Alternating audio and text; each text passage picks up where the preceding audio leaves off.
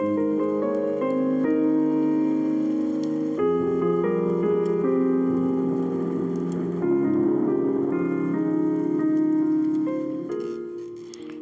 dan saudariku yang terkasih, Salam, selamat berjumpa dengan Renungan Harian Iona, Inspiration of New Apostolic. Damai sejahtera Tuhan Yesus Kristus menyertai kita.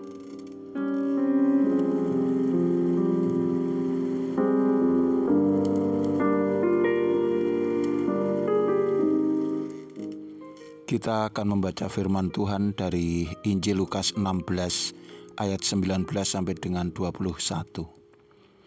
Ada seorang kaya yang selalu berpakaian jubah ungu dan kain halus, dan setiap hari ia bersukaria dalam kemewahan.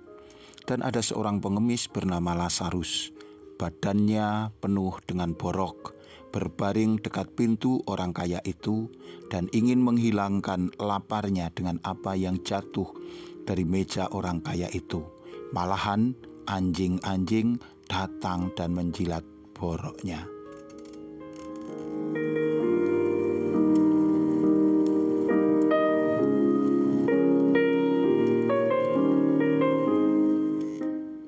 Saudara dan saudariku yang terkasih, mulai edisi ini renungan kita akan membahas sebuah tema yang baru, yaitu perumpamaan dari Tuhan Yesus yang sangat istimewa dan populer.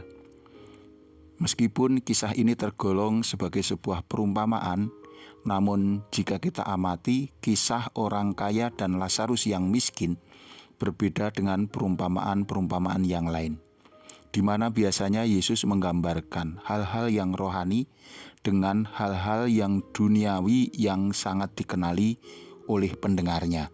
Misalnya dalam perumpamaan tentang penabur, tentang biji sesawi, tentang ilalang dan gandum, domba, dan lain sebagainya. Berbeda dalam kisah orang kaya dan Lazarus, di mana hal-hal yang rohani, baik dan buruk kehidupan manusia digambarkan dalam pribadi-pribadi tertentu, dan itu diperuntukkan bagi kehidupan saat ini yang di dunia ini, tetapi juga kelanjutannya dalam hidup di dunia lainnya, yaitu di alam barzah. Sehingga jika kita mau belajar dengan lebih cermat, kita akan mendapati banyak poin-poin penting pengajaran Yesus, baik bagi hidup yang sekarang, yang sedang kita jalani, maupun hubungannya dengan hidup yang akan datang, yaitu di alam barzah. Dalam edisi renungan berikutnya, dengan perlahan-lahan kita akan mempelajari tema ini, bagian per bagian.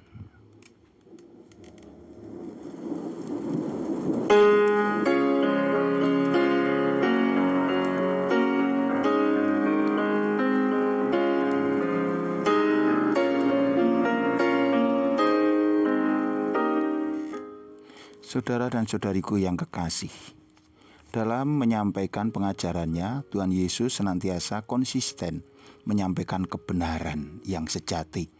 Berkali-kali Tuhan mengajar dengan materi pengajaran yang sensitif. Meskipun hal ini mengandung risiko-risiko, namun Yesus tidak pernah menghindarinya. Misalnya, ketika Yesus menyinggung atau bahkan menguliti cara hidup orang Farisi yang munafik, atau menunjukkan dengan tegas kesalahan imam-imam Yahudi yang sombong, atau bahkan menegur dengan keras cara hidup para penguasa yang lalim pada saat itu.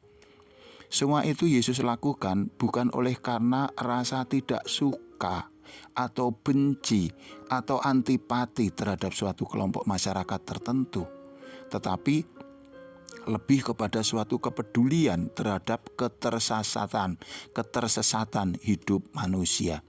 Tuhan tidak ingin manusia berjalan kian jauh meninggalkan Tuhan. Tuhan ingin agar manusia itu mau kembali dan berpaling kepada Allah dengan cara hidup yang berkenan kepadanya. Ini adalah sebuah ekspresi dari kasih yang sejati, kasih Tuhan yang peduli, kasih Tuhan yang menyelamatkan. di mana Tuhan tidak ingin manusia siapapun mereka, apakah kaya, miskin, berkuasa atau rakyat jelata, menjadi binasa, melainkan beroleh keselamatan, yaitu hidup yang kekal di dalam persekutuan dengan Dia.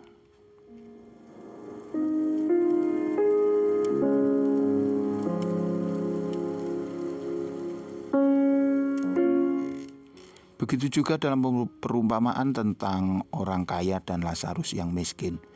Tuhan tidak mengecam kekayaan. Yesus tidak antipati terhadap orang kaya.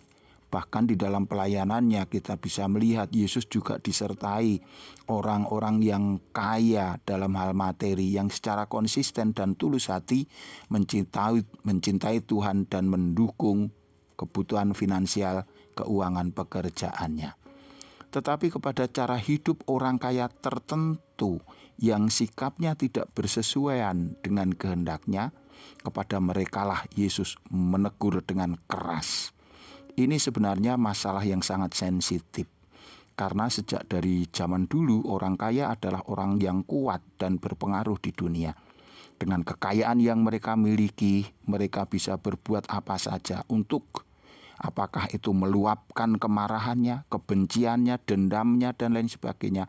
Ataupun untuk berbelas kasih kepada sesama, menolong mereka yang berkekurangan dan membela mereka yang lemah.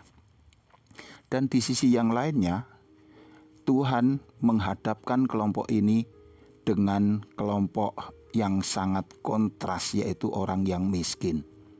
Di sini Tuhan juga tidak sedang memuji kemiskinan atau menyukai kemelaratan, melainkan sebagaimana cara hidup Lazarus yang miskin dan sengsara, Tuhan tidak mengajar bagaimana orang memiliki kesabaran dalam situasi-situasi yang sulit, tetap sadar diri dan tidak marah, menyalahkan siapapun. Tuhan berpihak kepada orang yang menjalani hidup dengan menengadah, jauh dari sikap yang sombong dan menentang kehendak Allah.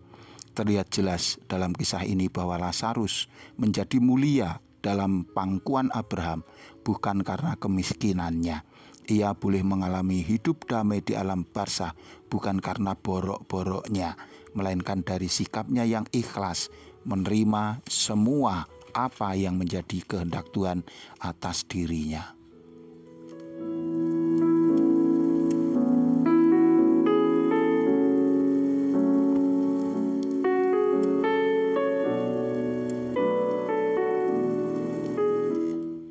Saudara dan saudariku yang kekasih, begitulah poin awal dari renungan dengan tema orang kaya dan Lazarus yang miskin.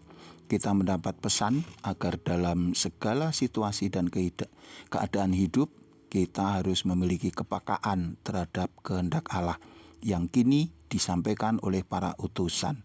Kita harus mau untuk setiap saat ditegur dan diarahkan melalui firman Allah.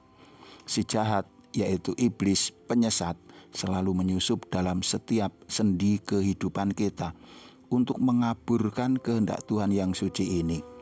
Melalui pekerjaan dustanya, setan ingin meninggalkan kesan bahwa firman Tuhan telah ketinggalan zaman dan tidak diperlukan lagi. Sebaliknya, ia dengan licik menawarkan kesenangan-kesenangan duniawi, daya tarik materi untuk membelokkan jalan ziarah orang-orang percaya.